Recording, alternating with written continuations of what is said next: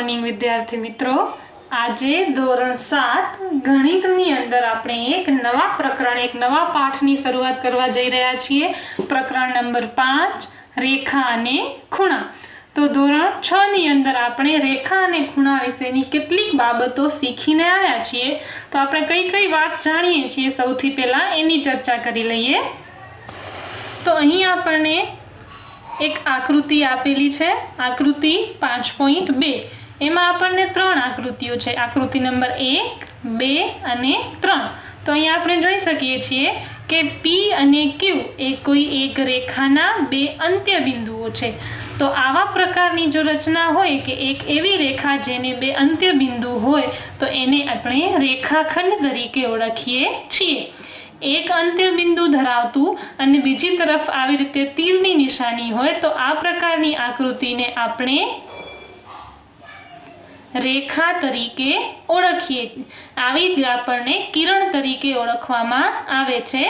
एक अंत्य बिंदु अने बीजी तरफ तीरनी निशानी एने आपणे किरण कहीए छीए। अने बंने तरफ तीरनी निशानी होय आ तीरनी निशानी दर्शावे छे के आ दोरायेली લીટીને તમે ધારો ત્યાં સુધી એટલે કે અનંત સુધી લંબાવી શકો છો। તો જેને એક અંત્ય બિંદુ હોય ને બીજી તરફ આપણે ધારીએ એ રીતે લંબાવી શકીએ એને આપણે કિરણ કહીએ છીએ। અને એવી લીટી કે એવી રેખા જેને બંને તરફ તમે ધારો તમે અનંત સુધી લંબાવી શકો એટલે બંને બાજુ તીરની નિશાની હોય એને આપણે રેખા તરીકે ઓળખીએ છીએ।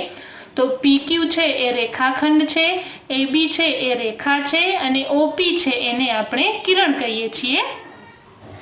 त्यारबाद आपणे धोरण 6 मां ए पण अभ्यास कर्यो छे के रेखाओ अथवा रेखाखंडो भेगा मळीए त्यारे खूणाओ बनावे छे। रेखाओ अने रेखाखंडो भेगा मळीने खूणाओ बनावे छे। आकृति 5.3 मां जे पेली आकृति छे आपणे जाणीए छीए ते त्रिकोणनी आकृति छे। ए बे ए 3 रेखाखंडोना जोड़ावाथी बनेली आकृति छे। आ त्रणेय रेखाखंडो छे एक एक जग्याए छेदे छे। अने आकृति बीजी छे ए बे रेखाओना कारणे बनेली आकृति छे। तो आ बंने आकृतिमां खूणाओ कया कया छे ए आपणे समजीए। तो आपणे जाणीए छीए के AB, BC अने CA ए त्रिकोणनी 3 बाजुओ छे। खूणो BAC, खूणो ACB अने खूणो CBA ए आपेल त्रिकोणना 3 खूणाओ छे। एवी रीते ज्यारे बे रेखाओ एकबीजाने छेदे छे त्यारे PQS, SOQ, QOR अने ROP एम 1, 2, 3 अने 4 खूणानी जोड़ बने छे। तो आटली बाबतो छे आपणे नाना धोरणमां शीखीने आव्या छीए। तो खूणाना नाम कई रीते आपवा ए आपणे जोयुं। हवे एना पछी आपणने जोवाना छे કેટલાક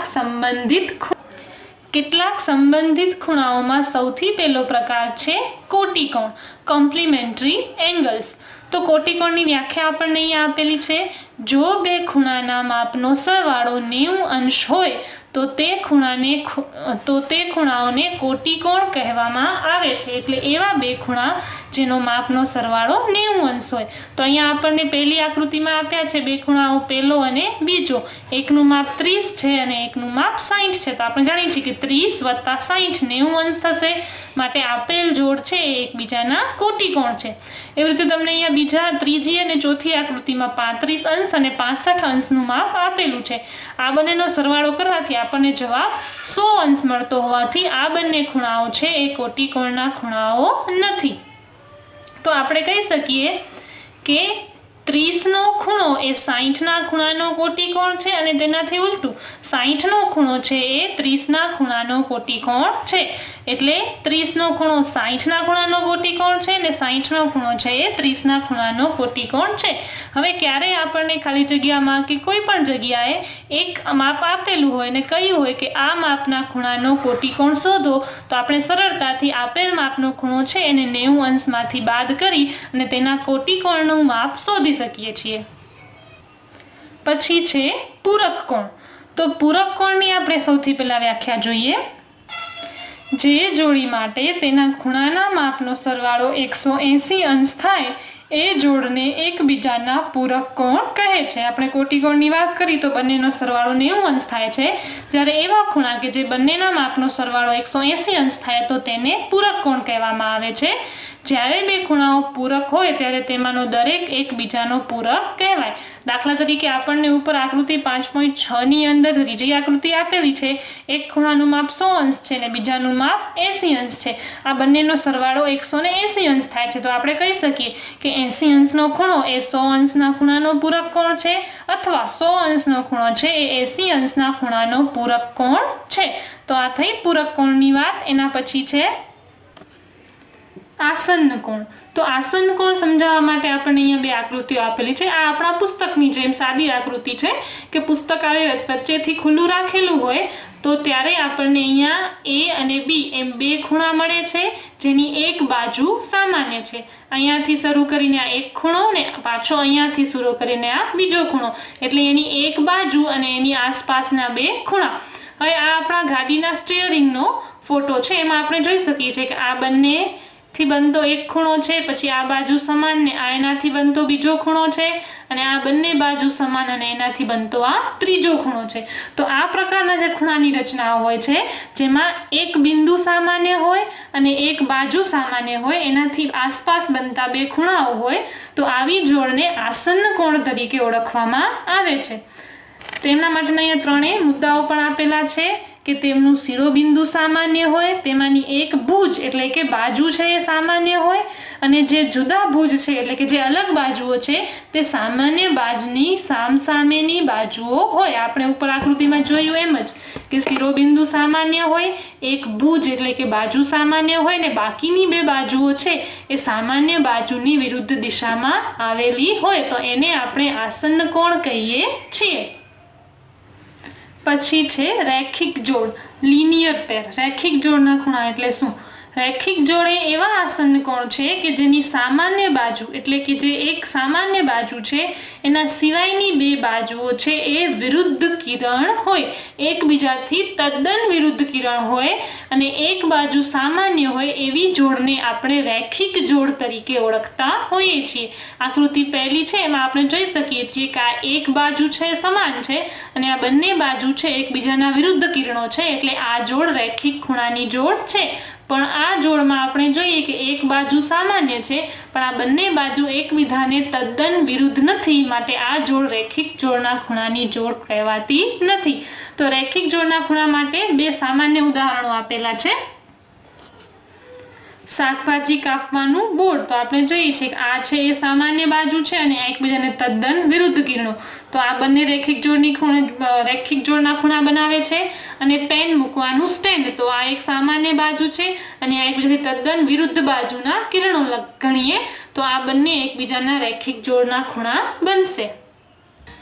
અને પછી છે અભિકોણ. તો અભિકોણ સમજવા માટે તમને અહીંયા એક વાત કહી છે, એક પ્રવૃત્તિ કહી છે કે બે પેન્સિલ લઈ અને વચ્ચેથી એને આમ રબર બેન્ડથી બાંધી દઈએ. કેવી રીતે? આવી રીતે આપણે બે પેન્સિલ લઈ કે બે કોઈ પણ પેન કે બોલ પેન લઈ વચ્ચેથી બાંધી દઈએ તો અહીંયા ચાર ખૂણા બને છે. આપણે જોઈ શકીએ છીએ તેમ 1, 2, 3 અને 4.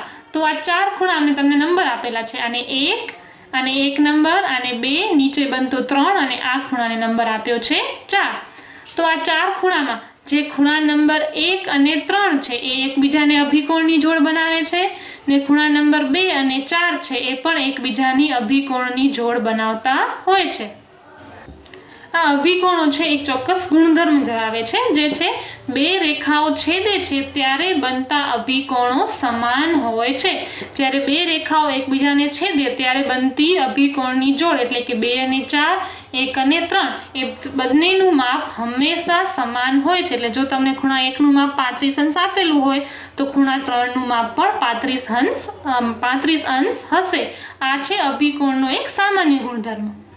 હવે આપણે જે પાઠ્યપુસ્તકની મદદથી અત્યાર સુધી શીખ્યા એના આધારે ગણિતની સ્વાધ્યાય પોથી છે એની અંદરના કેટલાક પ્રશ્નો સમજવાનો પ્રયત્ન કરીએ. પાઠ 5 રેખા અને ખૂણા. પહેલો પ્રશ્ન છે પ્રત્યેક વિધાન સાચું બને એ રીતે ખાલી જગ્યા પૂરો. તો પહેલું વિધાન છે એક જ ઉદ્ભવ બિંદુ ધરાવતા બે ભિન્ન કિરણો ખાલી જગ્યા બનાવે છે. આપણે એ વાત સમજવી હોય તો સરળતાથી સમજી શકીએ. શું કહ્યું છે? એક ઉદ્ભવ બિંદુ ધરાવતા બે ભિન્ન કિરણો છે એ આપણે જાણીએ છીએ તેમ ખૂણો બનાવે છે. તો આનો જવાબ આવશે ખૂણો. પછી બીજો પ્રશ્ન છે, 90 થી નાના માપના ખૂણાને ખાલી જગ્યા કહેવાય છે. આ વાતનો અભ્યાસ છે આપણે 6થા ધોરણમાં કરીને આવ્યા છીએ કે 90 અંશથી નાના માપનો ખૂણો હોય એને આપણે લઘુકોણ તરીકે ઓળખીએ છીએ. 90 અંશથી મોટા અને 180 અંશથી નાના માપના ખૂણાને આપણે ગુરુકોણ કહીએ છીએ. આ બધી વાતો છે એ આપણે 6થા ધોરણમાં શીખી છે કે 90 અંશથી મોટું માપ હોય અને 180 થી ઓછું હોય તેવા ખૂણાને ગુરુકોણ કહેવામાં આવે છે. ચોથી ખાલી જગ્યા છે, 180 અંશના માપના ખૂણાને ખાલી જગ્યા કહેવાય. તો જે ખૂણાનું માપ 180 અંશ હોય તેને આપણે સરળ કોણ તરીકે ઓળખીએ છીએ. પાંચમી ખાલી જગ્યા છે, બે ખૂણાઓ કોટિકોણો હોય તો તેમના માપનો સરવાળો ખાલી જગ્યા થાય. આપણે અત્યારે જ પાઠ્યપુસ્તકની મદદથી ભણ્યા કે કોટિકોણ ખૂણા હોય એમના માપનો સરવાળો 90 અંશ થાય. છઠ્ઠી ખાલી જગ્યા છે, બે ખૂણાઓ પૂરક કોણ હોય તો તેમના માપનો સરવાળો ખાલી જગ્યા થાય. આ પણ આપણે પાઠ્યપુસ્તકની અંદર જોયું કે પૂરક કોણો હોય તો તેમના માપનો સરવાળો 180 અંશ થાય. સાતમી ખાલી જગ્યા છે, 70 અંશના માપના ખૂણાના કોટિકોણનું માપ ખાલી જગ્યા હોય. જ્યારે આપણે પાઠ્યપુસ્તકમાં કોટિકોણ ભણ્યા ત્યારે જ આપણે વાત કરેલી કે જ્યારે આપણને કોઈ એક ખૂણાનું માપ આપ્યું હોય અને કોટિકોણનું માપ શોધવાનું કહ્યું હોય તો 90 અંશમાંથી આપેલ ખૂણાનો માપ છે એ બાદ કરવાનો. તો 90 અંશમાંથી 70 અંશ આપણે બાદ કરીએ તો જવાબ મળશે 20 અંશ. એટલે 70 અંશના માપના ખૂણાનું કોટિકોણ 20 અંશ હોય. પછી આઠમી ખાલી જગ્યા છે, 120 અંશના માપના ખૂણાના પૂરક કોણનું માપ ખાલી જગ્યા હોય. આ પણ આપણે પાઠ્યપુસ્તકમાં જોયું ત્યારે શું વાત કરેલી કે પૂરક કોણનો માપનો સરવાળો 180 અંશ હોય. હવે આપણને એક ખૂણાનું માપ આપ્યું છે 120 અંશ ને બીજા ખૂણાનું માપ શોધવાનું કહ્યું છે તો ખૂબ સરળ છે. 180 અંશ કુલ સરવાળો હોય તેમાંથી 120 અંશ આપણને બાદ કરવાના છે તો બીજા ખૂણાનું માપ આપણને મળે છે 60 અંશ. પછી નવમી ખાલી જગ્યા છે, રેખિક જોડના બે ખૂણાઓના માપનો સરવાળો ખાલી જગ્યા હોય. હવે જ્યારે આપણે રેખિક જોડના ખૂણાઓ ભણ્યા ત્યારે જ આપણે વાત કરેલી કે રેખિક જોડના ખૂણાઓ કોને કહેવાય. તો આપણે વાત કરેલી કે જેના બે કિરણો છે એકબીજાથી તદ્દન વિરુદ્ધ હોય ત્યારે જ આપણે તેને રેખિક જોડનો ખૂણો કહી શકીએ છીએ. તો આપણે સરળતાથી જોઈ શકીએ છીએ કે આજે રેખિક જોડના ખૂણાના કારણે બનતો આ એક સરળ કોણ છે. તો સરળ કોણ આપણે જાણીએ છીએ તેમ 180 અંશ હોય તો એના આધારે રેખિક જોડના ખૂણાનો પણ એક ગુણધર્મ નક્કી કરી શકાય કે રેખિક જોડના બે ખૂણાઓ હોય એમનો માપનો સરવાળો હંમેશા 180 અંશ થાય. 10મી ખાલી જગ્યા છે, 110 અંશના માપના ખૂણાના રેખિક જોડના ખૂણાનું માપ ખાલી જગ્યા છે. અત્યારે જ આપણે ઉપર કહ્યું કે રેખિક જોડના ખૂણા હોય એમનો સરવાળો 180 અંશ થાય. એમાંથી એક ખૂણાનું માપ 110 અંશ આપ્યું છે, બીજા ખૂણાનું માપ શોધવાનું કહ્યું છે તો 180 અંશમાંથી 110 અંશ આપણે બાદ કરીએ છીએ તો જવાબ મળે છે 70 અંશ. તો એક ખૂણાનું માપ 110 અંશ હોય તો બીજા ખૂણાનું માપ 70 અંશ થાય. પછી 11મી ખાલી જગ્યા છે, 50 અંશના માપના ખૂણાના અભિકોણનું માપ ખાલી જગ્યા છે. તો જ્યારે આપણે પાઠ્યપુસ્તકમાં અભિકોણ સમજ્યા ત્યારે જ વાત કરેલી કે અભિકોણોના માપ હંમેશા સરખા હોય છે. તો એક ખૂણાનું માપ 50 અંશ હોય તો અભિકોણના બીજા ખૂણાનું માપ પણ 50 અંશ હશે એટલે કે બંનેના માપ સરખા છે. 12મી ખાલી જગ્યા છે, રેખિક જોડ રચતા બે ખૂણાઓ ખાલી જગ્યા હોય. હવે રેખિક જોડની રચના કરતા જે બે ખૂણાઓ છે એમના માપનો સરવાળો 180 અંશ થાય છે ને પહેલા પણ આપણે વાત કરેલી કે પૂરક કોણ હોય એમના માપનો સરવાળો પણ 180 અંશ થાય. તો એના ઉપરથી શું કહી શકાય કે રેખિક જોડ રચતા બે ખૂણાઓ છે એ એકબીજાને પૂરક હોવાથી તે એકબીજાના પૂરક કોણ હોય છે. 13મી ખાલી જગ્યા છે, બે રેખાઓ પરસ્પર છેદતા અભિકોણોની ખાલી જગ્યા જોડ બને છે. બે રેખાઓ એકબીજાને છેદે ત્યારે અભિકોણની જોડ કેમ બને એ આપણે અત્યારે જ પાઠ્યપુસ્તકની અંદર જોયું. તો એમાં આપણે જોઈ શક્યા કે કુલ 4 ખૂણા બને છે અને ખૂણાઓની જોડ પૂછી છે એટલે 2 જોડ બને છે। 2 રેખાઓ પરસ્પર છેદે તો અભિકોણની 2 જોડ બનતી હોય છે। 17મી ખાલી જગ્યા છે 2 રેખાઓ પરસ્પર છેદતા રેખિક જોડના ખૂણાઓની કેટલી જોડ બને છે। હવે આ વાત આપણે આકૃતિ વડે સમજીએ તો 2 રેખાઓ એકબીજાને જ્યારે છેદે છે ત્યારે રેખિક જોડના ખૂણા એક આપણે જાણીએ છીએ, એક જોડ આ બનશે, બીજી જોડ આ બનશે, પણ આ ખૂણો ને આ ખૂણો પણ રેખિક જોડ બનાવે છે અને આ ખૂણો ને આ ખૂણો પણ રેખિક જોડ બનાવે છે। આપણે નંબર આપી દઈએ 1 2 3 ને 4 તો 1 અને 2 પણ રેખિક જોડના ખૂણા છે, 2 અને 3 પણ રેખિક જોડના ખૂણા છે, 3 અને 4 તથા 4 અને 1 પણ રેખિક જોડના ખૂણા છે। આમ 2 છેદતી રેખાઓ રેખિક જોડના ખૂણાની કુલ 4 જોડ બનાવે છે। તો ખાલી જગ્યાનો જવાબ આવશે 4। પછી 15મી ખાલી જગ્યા છે લઘુકોણનો અભિકોણ ખાલી જગ્યા હોય। હવે લઘુકોણનો અભિકોણ આપણને પૂછાયેલો છે અને અભિકોણનો ગુણધર્મ આપણે જાણીએ છીએ કે જે ખૂણા એક જ માપનો ખૂણો હોય એનો અભિકોણ છે એનું માપ એટલું ને એટલું હોય। તો જો ખૂણાનો માપ લઘુકોણ છે તો એનો અભિકોણ છે એનું માપ પણ લઘુકોણ જ હશે। પછી 16મી ખાલી જગ્યા છે ગુરુકોણનો અભિકોણ। તો આપણે ઉપર સમજ્યા એમ જે માપ ગુરુકોણનું છે એનો અભિકોણ એટલા જ માપનો હશે એટલે એ પણ ગુરુકોણ જ હશે। જે 17મી ખાલી જગ્યા છે લઘુકોણના રેખિક જોડનો ખૂણો ખાલી જગ્યા હોય। હવે લઘુકોણ વાત કરી છે ને રેખિક જોડના ખૂણાના માપનો સરવાળો 180 હોય તો 180 માંથી જ્યારે આપણે લઘુકોણ બાદ કરીએ તો એના કારણે મળતો જે બીજા ખૂણાનો માપ છે એ હંમેશા ગુરુકોણ જ હોય। એટલે કે આ જો એક ખૂણાનું માપ 90 અંશથી ઓછું હોય એટલે કે લઘુકોણ હોય તો બીજા ખૂણાનું માપ 90 અંશથી વધારે જ હોય એટલે એ ગુરુકોણ હોય। એવી જ રીતે 18મી ખાલી જગ્યા છે કે ગુરુકોણનો રેખિક જોડનો ખૂણો હોય તો એનું માપ 90 અંશ કરતા ઓછું હોય એટલે કે એ લઘુકોણ જ હોય। 19મી ખાલી જગ્યા છે કાટકોણના રેખિક જોડનો ખૂણો। હવે કાટકોણનું માપ આપણે જાણીએ છીએ 90 અંશ છે અને રેખિક જોડના ખૂણાનો કુલ માપ 180 અંશ હોય તો 180 અંશમાંથી 90 અંશ બાદ કરીએ તો આપણને 90 અંશ જવાબ મળે અને 90 અંશને આપણે કાટકોણ તરીકે જ ઓળખીએ છીએ। તો કહી શકાય કે કાટકોણના રેખિક જોડનો ખૂણો કાટકોણ જ હોય। તો અહીંયા આપણે જે શીખેલા એના આધારે ખાલી જગ્યાઓ ભરવાની હતી એટલી આપણે 19 ખાલી જગ્યાઓ શીખી ગયા। હવે સ્વાધ્યાય પોથી પાના નંબર 36 પર આપેલ પ્રશ્ન 5 ની ચર્ચા કરીએ તો એની સૂચના છે નીચે કોષ્ટકમાં યોગ્ય જવાબ આપો। અહીંયા તમને 5 ખૂણાઓના માપ આપેલા છે અને એ ખૂણાઓના માપના આધારે તેમના કોટિકોણનું માપ, પૂરક કોણનું માપ, રેખિક જોડના ખૂણાનું માપ અને અભિકોણનું માપ શોધવાનું છે। તો આનો કોન્સેપ્ટ છે એની જે બેઝિક માહિતી છે આપણે ભણી ગયા છીએ કે જ્યારે ખૂણાનું માપ 32 અંશ હોય તો તેના કોટિકોણનું માપ કેટલું થાય તો આપણે જાણીએ છીએ તેમ કે કોટિકોણના માપનો સરવાળો 90 અંશ હોય એટલે 90 અંશમાંથી આપણે 32 અંશની બાદબાકી કરીએ ત્યારે આપણને તેના કોટિકોણનું માપ મળે।